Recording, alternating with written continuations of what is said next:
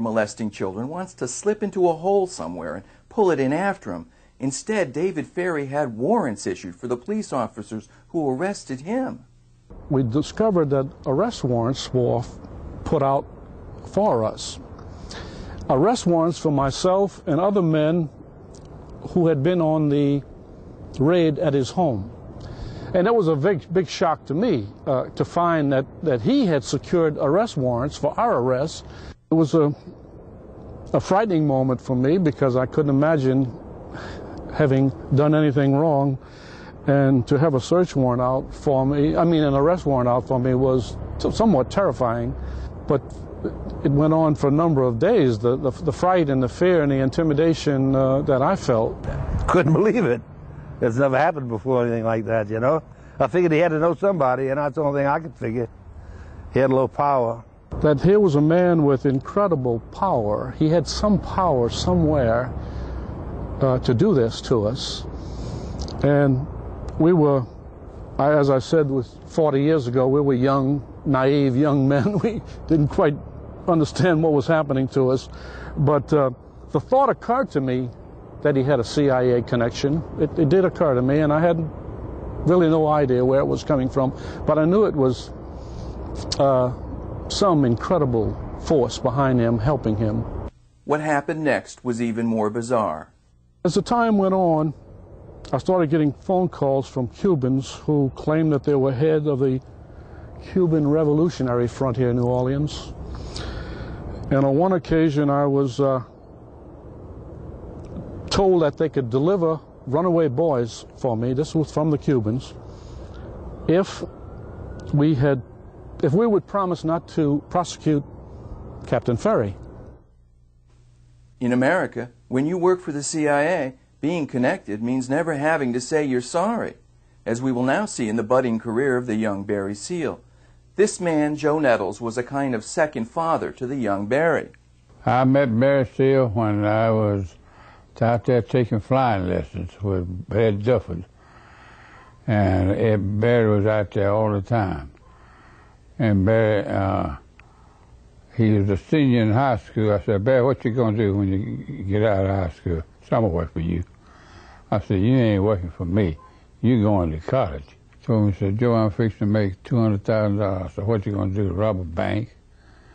He said, no, I'm going to fly some arms to Cuba.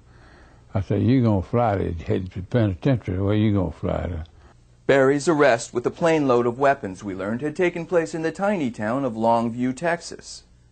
Joe wishes, more than he can say, that Barry hadn't been so lucky with the judge. Oh, but he showed me a letter from the judge. I believe it was a very complimentary letter. It exonerated him from any guilt whatsoever. He got out of that. If he hadn't gotten out of that, he never would have gotten into the other deeper stuff he got into, because he thought if he could get out of that, he could get out of anything. He thought he was invincible. Pointed a finger at me and said, this man taught me everything I know. I said, no, I didn't. I didn't teach you to take arms to Cuba.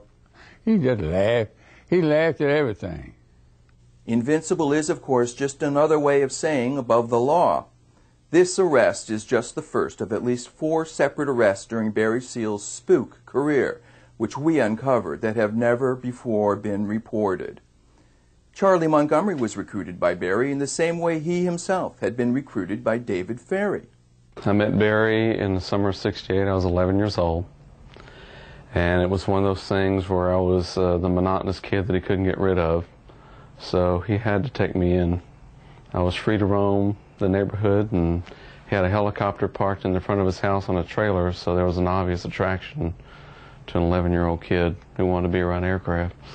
I was pretty free to go and come as I pleased, and the older I got, the more freedom I got, where I could disappear for long periods of time, and nobody really wondered why. Like David Ferry before him, Barry Seal's career clearly illustrates the merger of the CIA and the mob.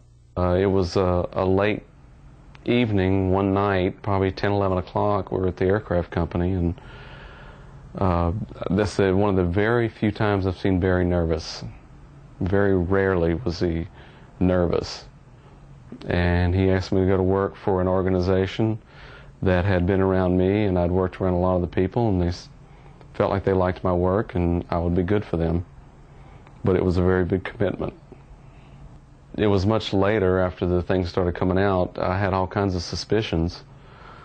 And then after the 72 arrest, I was real confused because I thought it was more organized crime type thing, and as it went on, it had more of the pictures of some sort of other involvement, maybe secret activity or government or somewhere along those lines.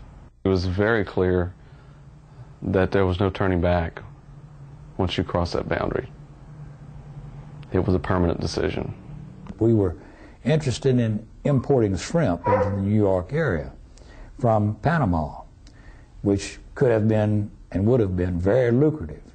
We met first with Carlo Gambino. We explained, Barry did most of the explanation, what we wanted to do. Mr. Gambino seemed to think it might be a good idea, but his nephew Manny was in charge of all the restaurants and various places like that. However, he was busy at the time, so we arranged to meet with him several days later. And several days later, Manny Gambino disappeared. They found blood in his car, and no one has seen Manny Gambino since that time, as far as I know. In a weapons smuggling bust in 1972, James Miller was arrested with Barry with 7 tons of plastic explosive, part of an ongoing and never-before-revealed CIA plot to overthrow Castro in the 70s. Barry Seal was led by someone that obviously he had a lot of faith in to believe that Cuba was going to be overthrown with the backing of the United States government through the CIA. We were offered support from the Mexican Air Force, from people. We flew into an Air Force base in Mexico. We met with some people that had uniforms on, and I have no idea what their rank was supposed to have been, but we met with those people and assured by them that we would have their full support if we needed it and wanted it. And then we, of course, returned to the United States, and with the understanding we'd have all the support from everybody, including the United States government, through the CIA. And that's not what transpired. Arkansas Governor Bill Clinton has long been suspected of having ties with Barry Seal. Guess what? The suspicions were correct. One of the local DEA agents had told me that Barry had been arrested in Mena, Arkansas. And I ran into Barry a week or two later at a pay telephone, and we were talking, and he said, "Let me show you something." So he showed me a paper that was, you know, somebody has to sign his bond for him to get out of jail, signed by Bill Clinton, who at that time I believe was the Attorney General for the state of Arkansas. So then I began to realize that Barry was pretty heavily politically connected. But Clinton is just one of the people with household names associated with Barry. On another occasion, then U.S. Attorney Asa Hutchinson took care of things for Barry. According to the state police official in charge of Mena, the Arkansas State Police didn't even try to develop a case against the Mena drug smuggling because Barry was being protected by U.S. Attorney Hutchinson. When Barry Seal associate Roy Fugler took a company called Netivation public recently, it publishes the U.S. Congress Fact Book and has a major internet site for campaign fundraising. The first thing they did was to sign on as their marketing poster boy. Guess who? Arkansas Congressman Asa Hutchinson, the man who prevented Seal from being prosecuted while U.S. Attorney for the district in western Arkansas encompassing Mena. Congressman Hutchinson, shown here with a masked friend, is a member of the Speaker's Task Force for a Drug-Free America, whose mandate is to seek out new and more effective approaches to combating the threat of drug use among the nation's youth.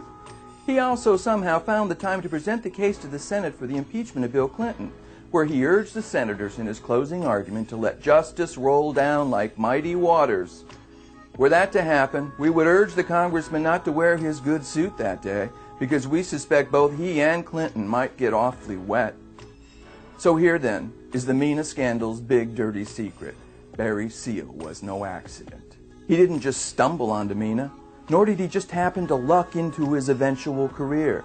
Instead, he was a lifelong member of what E. Howard Hunt puckishly refers to as clandestine services. I mean, I sat out here at this airport at the state hangar while the DEA people sat over there watching him modify a Beech 18 right out here on the ramp. And I just asked him, I said, well, why don't you just go get him? And one of the guys told me one time there, he said, he's either the slickest operator there ever was or he's working for us. There's former Attorney General Ed Meese, for example.